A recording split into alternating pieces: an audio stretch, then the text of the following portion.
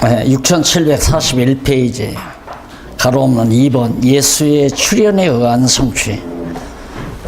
예수님께서 세상에 나타나셨다 그 말이죠. 이제 세상이 공생애를 통해서 드러나시는 과정이 3장과 4장 마태복음.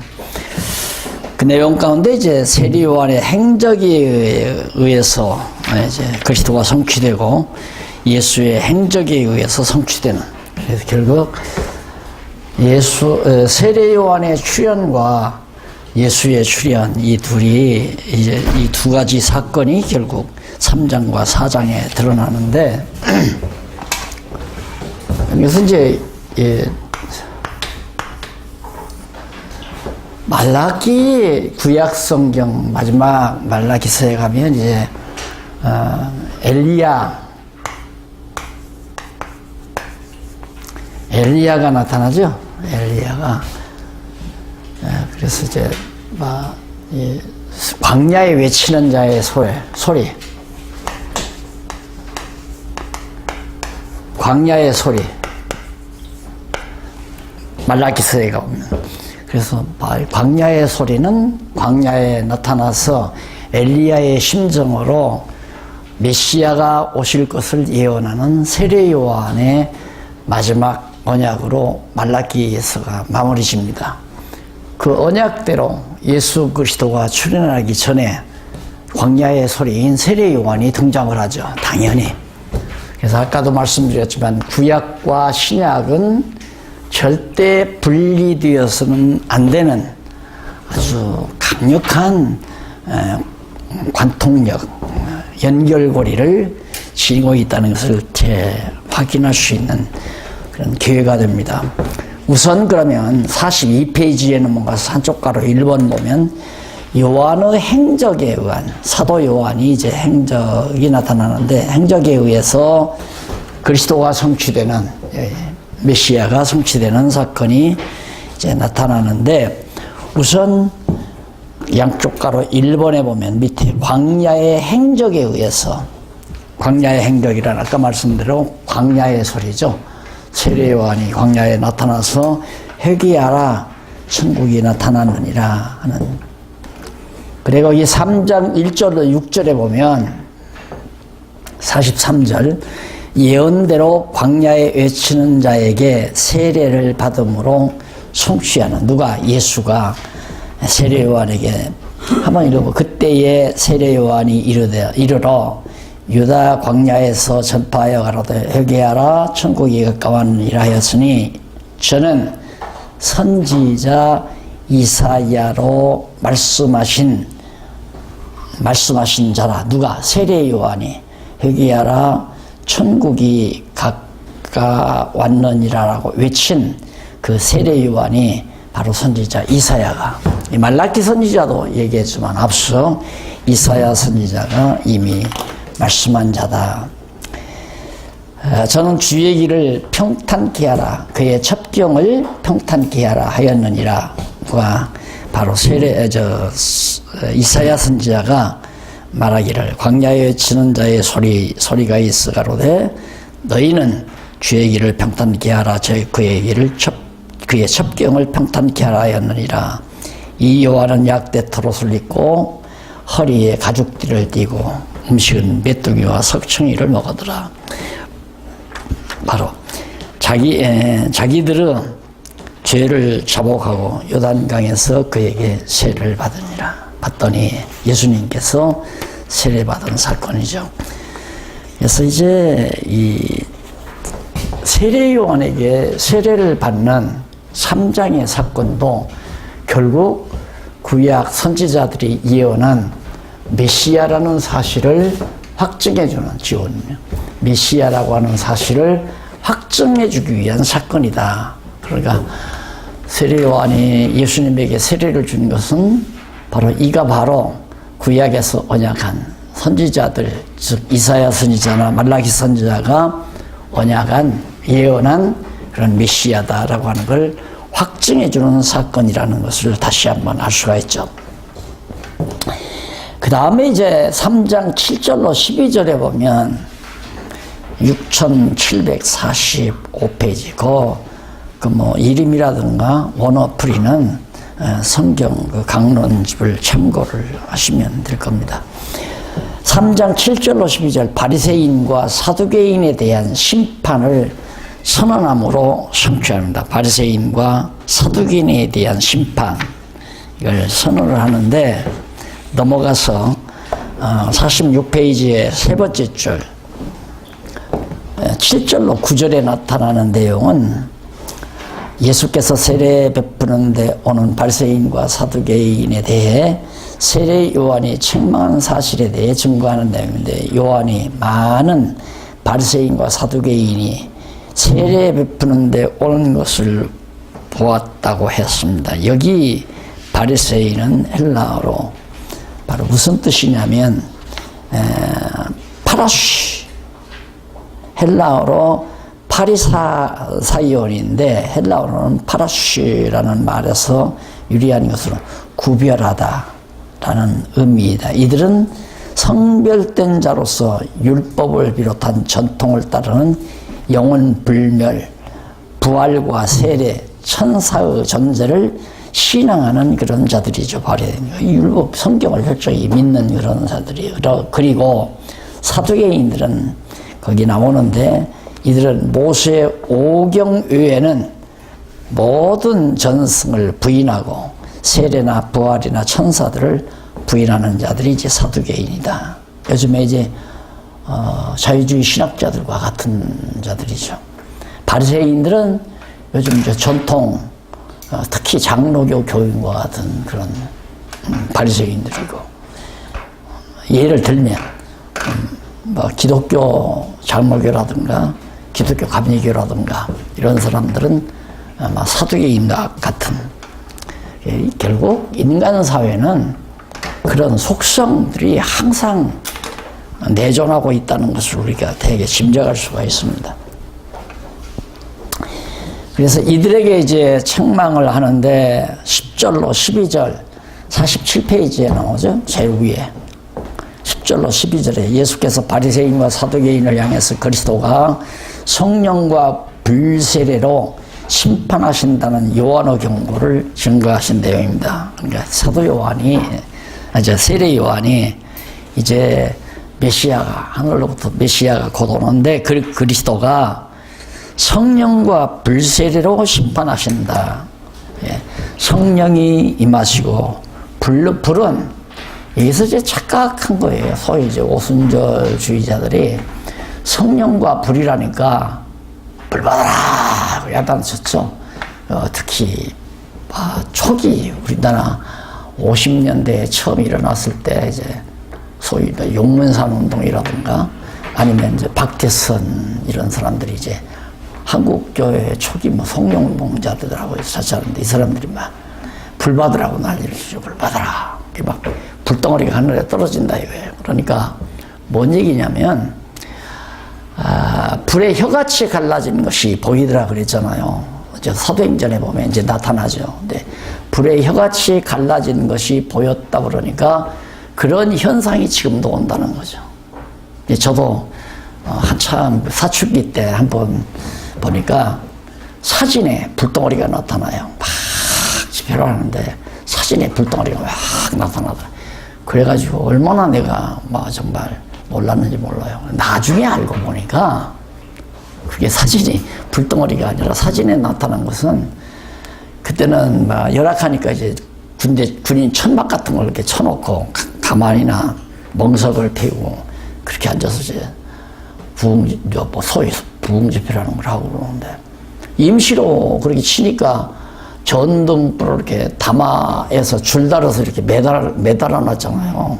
전기 담화들을 매달아 놓으면 밖에서 바람을 불면 전기 담화가 흔들려요. 이렇게 쭉 흘러오는데 그때 사진을 찍으면 그게 불이 막 쏟아지는 것 같이 이렇게 나타나는 거예요. 그런 사진을 보고 사람들이 열광하는 사람들이 허다했습니다. 그런 경험들을 제가 초기에 다 했어요.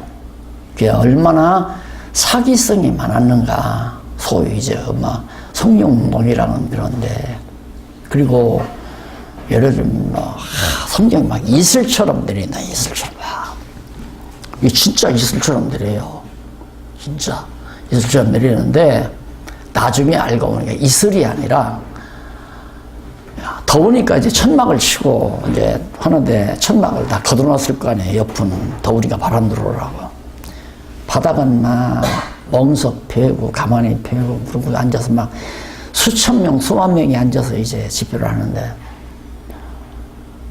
그때는 참 6.25 동란 직후에 병자도 많고 가난하기도 하고, 그럼 이제 통성기도를 시켜요. 막 북을 치고 막 계속 막 통성기도를 막 시키면 뭐 정신없습니다. 막 큰 소리. 그래서 그 열광하게 하기 위해서 이제 이런 북을 더 막 때려줘요. 그러면 북소리에 옛날 왜 전쟁할 때에도 북을 치잖아요. 군대들 그 막 흥을 돋구기 위해서 막 적진을 향해 들어가기 위해서. 저 북소리가 묘한 겁니다. 인간의 마음을 묘하게 작용하는 거거든요. 북을 막 타닥 하고 막 난리가 나요. 생각해보세요. 수천 명, 수만 명의 호황을 지를 때. 그러면 막 펄쩍펄쩍 뛰어요. 앉아서 막 펄쩍. 그냥 앉아서 막 펄쩍펄쩍. 그럼 그때는 여자들이 바지 안 입어요. 전부 치마 입잖아요. 그 치마 입고 꿀고 하다가 막 하면 어떤 여자들은 치마가 벗겨지는 여자도 있고 막 치마가 벌썩하면서 멍석 가만히 거기에 있던 먼지들이 쫙하게 다 흘러요. 그럼 통성기도를 시켜놓고 전등불을 다 꺼버려요. 깜깜하게. 전등불을 꺼놓고 5분이고 10분이고 해놓으면은 난리가 납니다. 하여튼 난리가 나고, 그 다음에 이제 막 북을 치고 강대상을 막 두들기면서 이제 통성기도를 이제 머물게 하죠. 그러면 불을 쫙 전등불이 들어와요. 그럼 막 진짜 이슬이 확 내리는데, 그 이슬이 아니라 먼지예요. 먼지. 가요. 다 뿅 가요. 다 미리 얘기하거든요. 이제 이슬 같은 성령이 내립니다 하고. 그런 모습을 4, 5년 동안 내가 다 점검을 했습니다. 초기에. 그래서 이 성령운동이라는 것이 얼마나 사람을 유약하게 만들고 그것이 기독교를 병들게 한 역사인가를 알기 때문에 그것도 아니다. 저건 기독교의 큰 병폐다라는 걸 벌써 초기에, 그러니까 20대 초기에 그가 경험했으니까. 그리고 나서부터 이제 그 전부터 진리에 대한 목마름이 있었으니까 17살 때부터.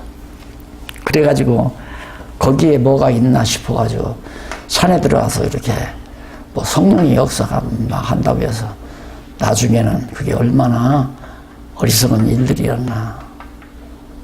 그것도 결정적으로 깨달은 것이 뭐냐면, 달나라 그때 처음에 이제 달로 위성 쓸 때 아니에요.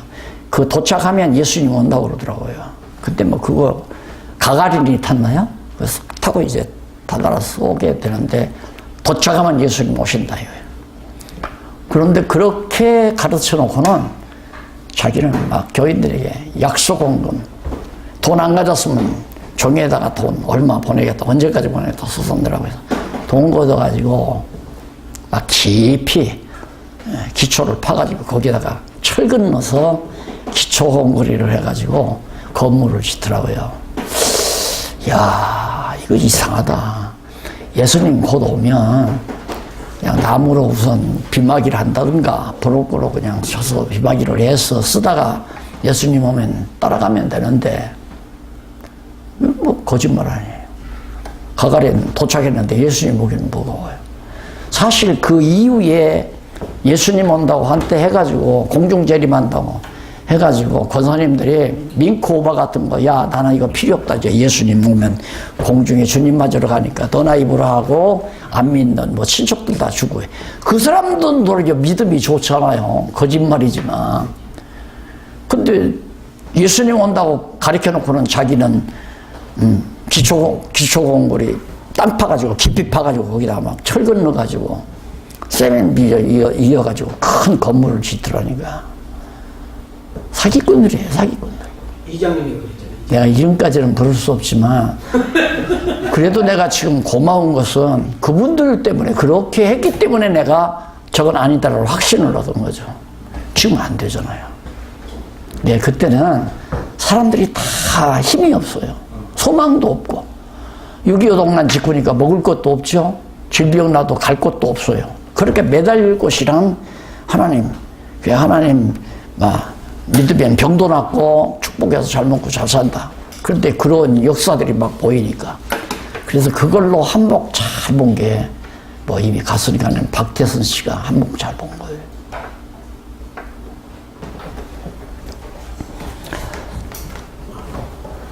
자, 이래서 결국 여기도 이제 불덩어리가 임한다. 성령과 불로 세례를 준다는 말은 성령이 오셔서 예수님 오시니 성령이 오셔서 심판을 하는데 뭐과 택자와 불택자를 심판하죠. 예, 택자들은 성령께서 불러서 성령 감동으로 불러서 주님의 몸된 교회 지체가 되게 하시고 그 다음 불택자는 주님의 몸이 절대 아니에요. 불택자 될 수가 없어요. 택자만이 하는 거고 이게 성령이 심판자죠. 그 다음 불은 홍수 때 노아 때 물로 심판하면서 다시는 물로 심판하지 아니하고 불로 심판은 마지막 예수님 오실 때. 그러니까 예수님이 오신 내가 이제 천국이 곧 오는데 그 예수가 오는데 메시아가 오는데 이분은 성령과 불로 심판하실 분이다. 그러니까 가셔서 성령 보내가지고 택자와 불택자를 나누실 분이고 그 다음 마지막 오셔서 지옥불에다가 다 쳐넣어버릴 사람이다. 그 말이에요. 그게 불심판이에요. 그게 지옥불의 불심판.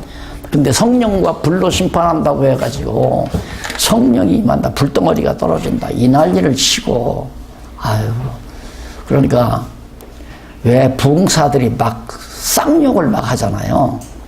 그때 남자들은 많지를 않아요. 여자분들이 부흥에 많이 참석하잖아요. 이게 예를 들면 이래요. 사람의 감정을 어떻게 무한하게 만드느냐. 사람을 무한하게 만들면 금방 얼굴이 빨개지잖아요. 그러니까 그 부흥 집회라고 모여놓고 여자들한테 막 뒤에 가서 안수하고 돌아다니면서 뒤에 가서 발길로 차면서 막 쌍욕을 해대면 막 팔짝팔짝 뛰어요. 그게 다 심리적인 장난들이었어요. 심리적인 장난들. 네, 이런 얘기. 어차피 이제 목사님들하고 교내가 상당히 이제 신약에 와서 이제 멀어질 수도 있는 거니까 미리 말씀을 드리게요. 제가 교회를 개척하면서 어디로 갔다 오는데 자꾸만 누가 여기 부흥집회를 하니까 올라가서 한번 좀 참석하고 가자고 자꾸 그래요. 그리고 올라갔어요. 올라갔더니 교인들 한 20-30명 놓아놓고 부흥집회를 하는데 막 이제 안수를 하겠다고 막 통성기도를 시켜놔요. 그리고 저 뒷줄 앉아가지고 이제 나도 뭐 통성기도 하라니까 할 수밖에 없어요. 누가 이렇게 하는데 저게 와서 내 머리에다가 손을 얹는데 못하거나 내가 지금 계속 고누고 있었어요. 만약에 내 머리에 손을 얹는 날은 너 팔 부러지는 날이다 그러면 쳐버리려고 어디다 머리에다 손대느라고 내가 다 경험했으니까 그리고 딱 엎드렸는데 엎드려서 이제 누워 있는데 그냥 지나가더라고요. 난 안 하고. 그러니까 알아보더라니까. 그러니까 한국교회가 그동안 좀 많이 쏘갔다고 생각을 하시면 돼요. 이제 성경 공부해보면 돼. 신약 성경을 공부해보면 얼마나 우리가 많이 쏘갔는가. 왜? 성경을 모르면 나도 쏘고 남도 속이는 거니까. 내가 모르면 나도. 그래서 성령과 불로 세례를 준다는 말은 예수님이 가셔서 성령 보내서 심판하고 장차 부활의 주님께서 임하셔서 불로 영원한 지옥의 불덩어리로 멸망시킬 그런 분이시다라는 얘기입니다. 그러면서 세례 요한이 메시아를 소개했잖아요. 오실 예수 그리스도 지금 메시아를 소개했단 말입니다. 그리스도를. 그리고 나는데 요단강 세례에 의해서 성취하죠. 요단강 세례에서 3장 13절로 17절에 보면 예수님께서 요단강에서 세례를 받아요. 이 13절로 15절은 요단강에서 요한에게 세례받기를 원하는 것으로 송출을 합니다. 참 유명하죠.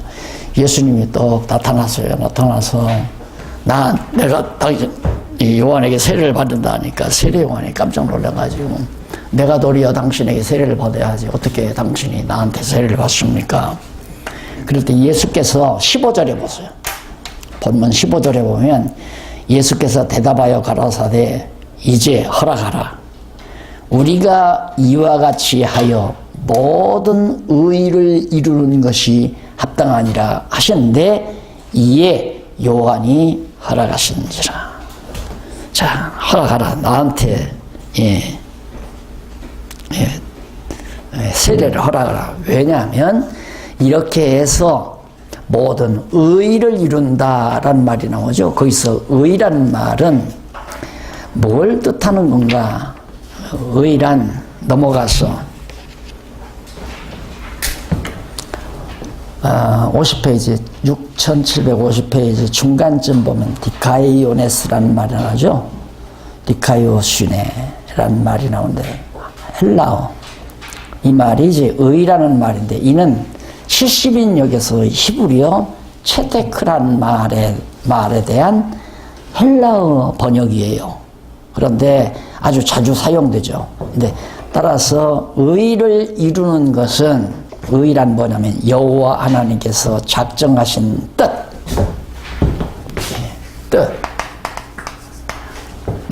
옳고 그르다라고 하는 기준은 하나님의 기준이에요.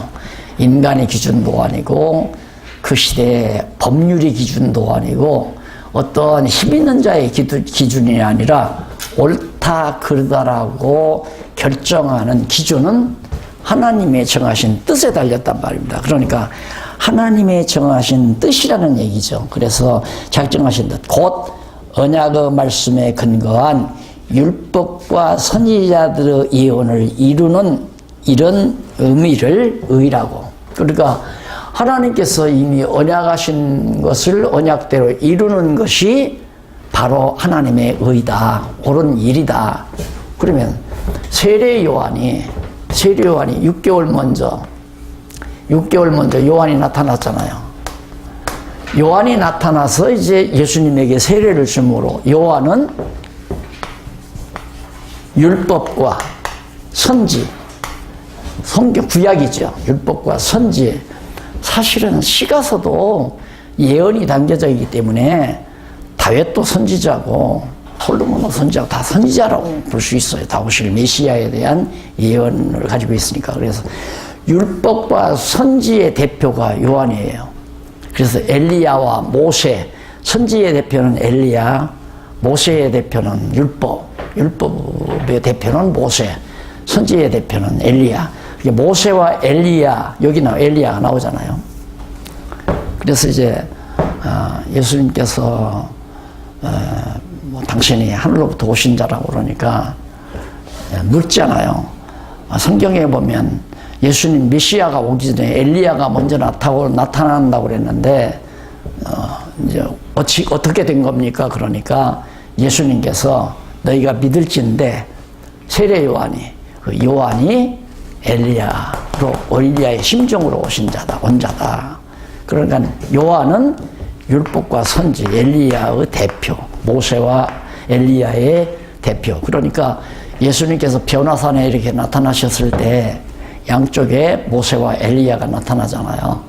모세와 엘리야가. 그동안 모세와 엘리야가 싹 사라져 버리고 예수님만 남게 되죠. 그러니까 모세와 율법과 선지가 다 누구에게? 예수 그리스도에 와서 이루어져야 되니까 내 임무대로. 그러니까 구약은 뭐냐면 이 모든 것들은 육체로 오신 예수 그리스도를 죽이는 구약 성경은 육체로 오신 예수는 죽이고 다시 부활시키는 역사가 바로 세례라고 그랬잖아요. 그러니까 세례 요한이 예수님에게 세례를 주는 것은, 세례는 베프티즘이라고 그러잖아요. 물속에 막 매장시킨다, 죽인다 그 말이에요. 물에 빠뜨려 죽인다. 이게 노아 홍수 때 물속에 다 빠뜨려 죽인 것처럼 그때 인류가 세례를 받은 거죠. 노아 홍수 때. 또 홍해바다에서 애굽 사람들은 다 죽이고 이스라엘 택한 백성들을 살리는 역사, 그게 바로 홍해바다 세례의 역사 아니었어요. 마찬가지로 여기서 너희가 나에게 세례를 줌으로 하나님의 의를 이루는 것이 옳다. 그런 게 세례 달라. 그러니까 요한이 예수님에게 세례를 했다 이 말이에요. 요단강 물속에다 푹 다 집어넣었어요. 그 말은 예수님 죽었다 그 말이에요. 그리고 물속에서 올라와요. 이제 다시 산다. 그래서 예수 그리스도께서 죽었다가 다시 살 것을 세례 요한의 세례로 미리 보여준 거죠. 그 말은 뭐예요? 예수가 그리스도라 그 말이에요. 그리스도가 오셔서 이제 죽었다가 구약의 모든 율법과 선지를 다 이루신다. 그 율법은 뭐냐면 죗값은 사망이다. 죽이는 거예요. 율법 아래서 의롭다만 얻을 수라면 한 사람도 죽어야 돼요. 그 율법과 선지의 대표인 세례 요한은 예수를 죽이는데 죽이는 것과 같이 물속에다가 세례를 주어서 묻어버린다. 그러나 예수님 다시 사셔서 우리를 의롭다 하기 위해서 다시 사신다.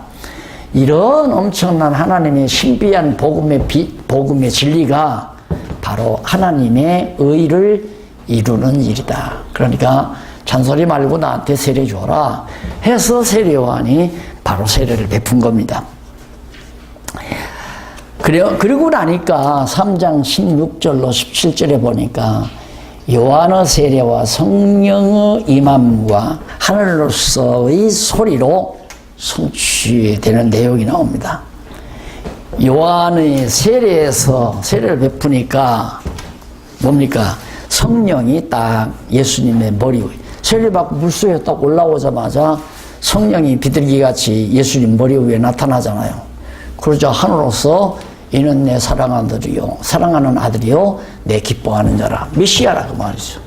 그리스도라. 하나님의 아들 그리스도다. 이걸 증거하니까 벌써 증거자가 세례 요한이 증거했죠. 그 다음에 성령이 증거하죠.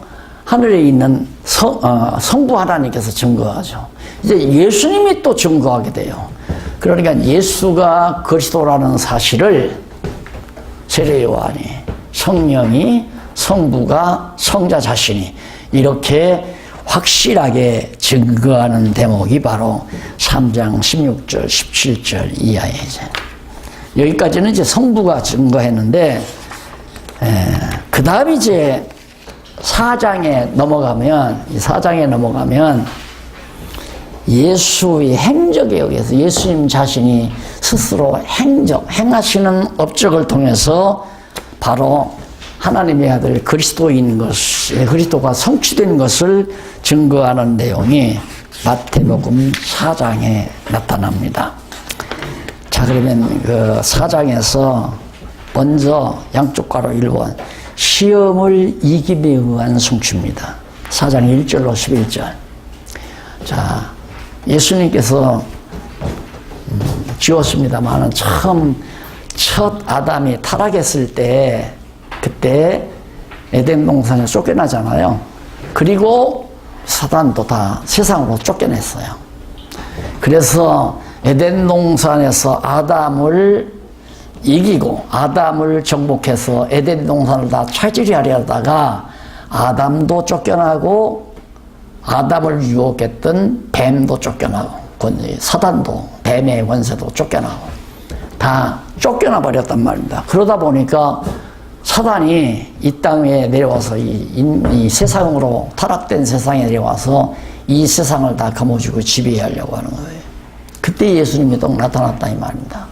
그러니까 이 사단은 생각하기를 저 예수만 내가 또 유혹해서 넘어뜨리면 이 세상은 내 세상이다 이렇게 생각을 하고 40일 동안 금식하고 시장한 예수님을 향해서 돌로 떡을 만들어 먹으라고 유혹을 하는 거예요. 그러나 예수님은 선악과를 따먹으라고 유혹하던 그런 방법대로 예수님을 돌로 떡 만들어 먹으라니까 예수님이 사람이 떡으로만 살 것이 아니라 하나님의 입으로 나오는 말씀으로 산다. 그냥 하나님의 말씀으로 물리쳐버리고 말아요. 성부형 꼭대기에 올라가서도 산 위에 올라가서도 이 세상 나한테 저라면 이거 다 너한테 주마. 여기에도 안 넘어가잖아요. 그래서 예수님이 사단을 물리쳐 버립니다. 그러니까 첫 아담은 마귀의 시험에, 뱀의 시험에 넘어가서 타락했지만은 둘째 아담이신 메시아 그리스도는 사단의 유혹을 말씀으로 물리치셨다. 따라서 예수는 하나님의 아들 그리스도라는 확증을 보여주는 것이 바로 사단의 시험을 물리치는, 이 유혹을 물리치는 놀라운 사건이다. 마귀는 이것은 이제 우리 헬라어를 번역한 내용이고, 사단은 히브리어 발음이 사단입니다. 여기 다 나온 얘기고요. 그 다음 4장 5절로 7절 성전 꼭대기 올라가죠. 그 다음 8절로 11절 경배하면 모두 준다. 이 세상 지배권을 너한테 주겠다. 이미 하나님께서 아담에게 생육하고 번성하라, 땅을 정복하라, 또 모든 생물을 정복하라, 네가 그리고 다스리라. 하나님께서 이미 약속 언약을 했어요, 첫 아담에게. 그런데 아담이 타락했기 때문에 이제 둘째 아담 통해서 이제 주실 거거든요, 첫 아담 언약을. 그런데 이미 하나님께 언약을 받아가지고 바로 온 세상 지배권, 하나님 나라의 통치권을 가지고 예수님이 오셨는데, 이미 마귀가 나타나서 너 내가 나한테 절반하면 모두 다 주겠다. 예, 넘어갈 리가 없죠. 그래서 물리침으로 그리스도가 성취된 사실을 확인해 주는 내용입니다. 그 다음 넘어가서 양쪽 가로 두 번째, 복음의 전파에 의해서 복음을 전파함으로 성취된 사실을 밝혀줍니다. 예수님의 행적을 통해서 지금 증거하는데, 마귀의 시험을 이기고 그 다음 복음을 전파하는데, 4장 12절로 16절 한번 보세요. 이 6759페이지 중간에 4장 12절로 16절 선지자의 예언대로, 이게 중요한 얘기죠. 선지자의 예언대로 갈릴리 가버나움에서 삶으로 성취하셨다. 갈릴리 가버나움, 예수님께서 앞에서는 나사렛에서 살지 않았어요. 나사렛으로 갔지 않았어요. 애굽에서 나사렛으로. 그것은 애굽에서 내 아들을 불러냈다. 그리고 나사렛 사람이라 하리라 하는 예언을 이루기 위해서 예수님이 나사렛을 갔는데, 여기는 또 갈릴리 가버나움에서 삶으로 이겼다 그래요. 무엇대로? 선지자의 예언대로. 이걸 보면 예수님의 일거수일투족이 전부 구약의 선지자들이 예언한 것을 이루기 위해서 그렇게 했다는 걸 알 수 있잖아요. 그러면 예수님께서 이제 거기 보면 예수께서 요한의 잡히심을 들으시고, 요한이 이제 헤롯에게 붙들려간 것을 들으시고 갈리로 물러가셨다가 나사렛을 떠나 수불론과 납달리 지경 해변에 있는 가버나움에 가서 사시니, 가버나움으로 이사를 갔잖아요. 그럼 가버나움으로 왜 이사를 갔나? 세례 요한이 붙잡혔으니까 이제는 예수님을 붙잡아야 할 거 아니에요. 예수님 붙들어다가 이제 죽여야 할 거 아닙니까? 그때 이제 예수님도 피난을 간 거죠, 가버나움으로. 근데 가서 사시니 14절, 이는 그렇게 가버나움으로 이사간 그 사건은 선지자 이사야로 하신 말씀을 이루려고 이사를 가신 것이다, 그 말 아니에요.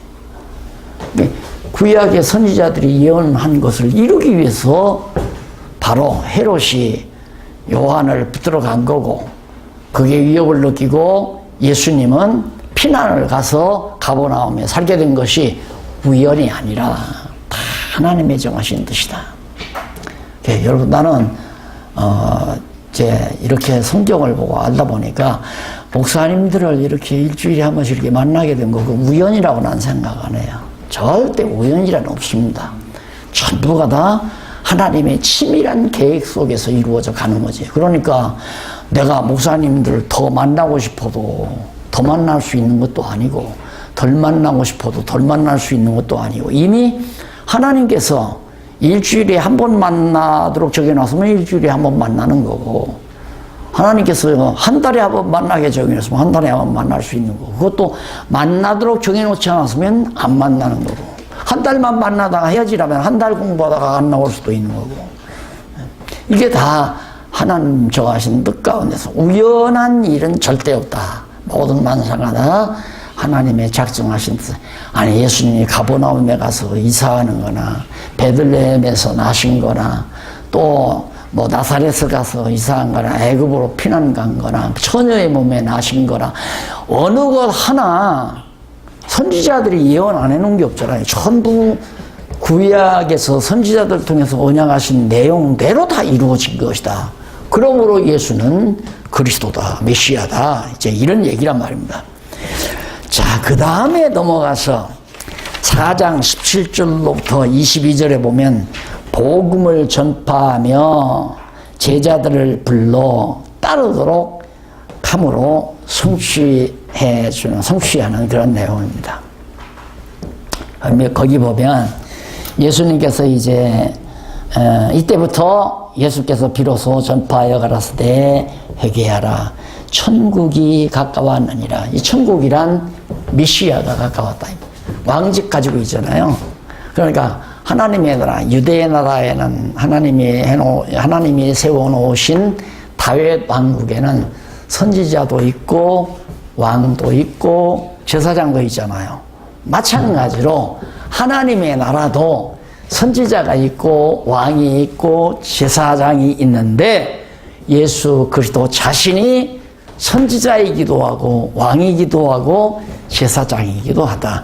구약시대 다윗 왕국에는 각각 선지자 왕, 제사장이 따로따로 했지만은 이 세 가지 직임을 한 몸에 거머쥔 진짜 하나님의 나라가, 그리스도가, 예수 그리스도가 임했다. 천국이 가까이 지금 왔다 이 말이에요. 그러니까 회개하라. 어디서? 구약에서. 그러니까 유대 종교로부터 그리스도의 교회로 전향해라. 그러니까 구약시대 선지자나 왕이나 제사장 그들로부터, 구약의 이스라엘 나라로부터 하나님의 나라로 돌이켜라. 내가 진짜 하나님의 나라다. 나를 믿으라 그 말이죠. 그렇게 해서 이제 거기서부터 하시니 20절, 저희가 곧 그물을 버리고, 그물을 내버리고 예수를 쫓으니라. 거기서 더 가시다가 다른 두 형제고 세베대의 아들 야고보와 그 형제 요한이 그 붙인 세베대와 한 가지로 배에서 그물을 깃는 것을 보고 부르시니 저희가 곧 배와 부친을 버려두고 예수를 쫓으니라. 이거 역시가 이제 하나님의 나라 일꾼들로 이제 하나하나 불러들임으로 예수가 그리스도라는 게 확정이 되는 거죠. 그 다음 갈릴리에서 복음을 전파하며 모든 병을 고침으로 성취를 합니다. 자, 갈릴리에서. 자, 그러면 거기도 한번 또 이거 예수께서 온 갈릴리에 두루 다니사 저희 회당에서 가르치며 천국 복음을 전파하시며 백성 중에 모든 병과 모든 약한 것을 고치시니, 여기서 중요한 게 모든입니다. 모든 병과 모든 약한 것을 고치시니 그 소문이 온 수리아에 퍼진지라.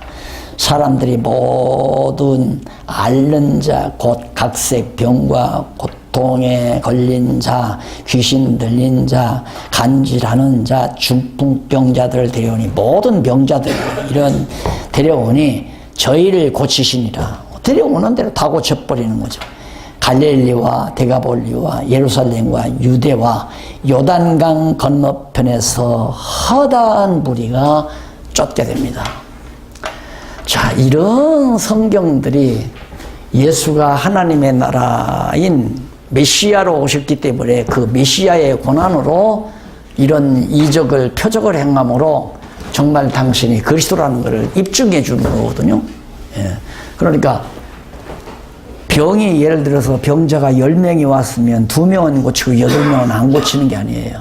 그냥 어떤 병이라서 오면 몽땅 다 고쳐내는 거예요. 이런 것들도 다 선지자의 예언을 이루기 위해서 한다는 거. 뒤에서 이제 여기는 개괄적으로 다 얘기합니다. 개괄적으로. 예수님이 하신 일이 뭐냐?